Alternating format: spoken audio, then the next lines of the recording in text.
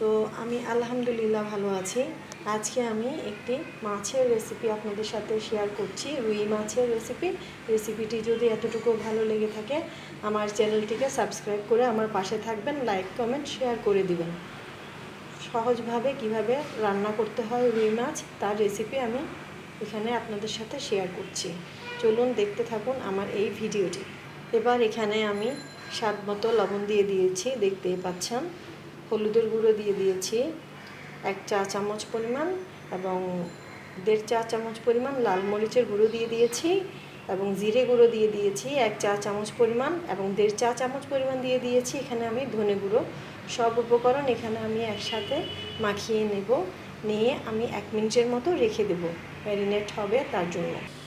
এভাবে আমি রুই মাছগুলোকে ভালোভাবে ম্যারিনেট করে নিয়েছি। এখানে 3-4 মিনিটের মতো আমি ম্যারিনেট করেছি, আপনারা না চাইলেও এটা স্কিপ করতে পারেন। এখন আমি চুলায় তেল দিয়ে দিয়েছি, আমি আমার পরিমাণ মতো, আপনারা আপনাদের পরিমাণ মতো দিয়ে দিতে পারবেন। এখন আমি কিছু রসুন কুচি এবং পেঁয়াজ কুচি দিয়ে দিচ্ছি, দিয়ে একটু বাদামি করে ভেজে নিচ্ছি। রসুন কুচি এবং পেঁয়াজ কুচি দিয়ে দিয়েছি, এখন আমি এগুলোকে বাদামি করে ভেজে নিচ্ছি।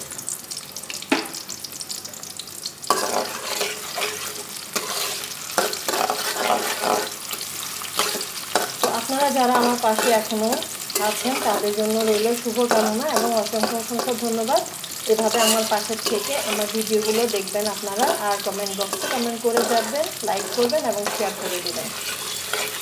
এই যে বাদামি হয়ে যাচ্ছে, বাদামি হয়ে গেলে আমি মাছগুলো উপরে বিছিয়ে দিচ্ছি।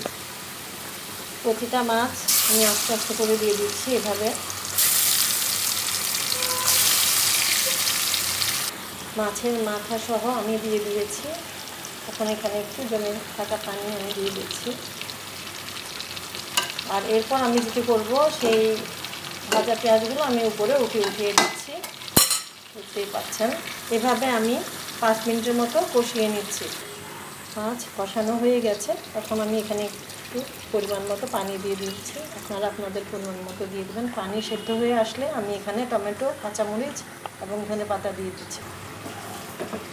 আমি একটু এভাবে নেড়ে দিচ্ছি। আমি ঢাকা দিয়ে দিচ্ছি।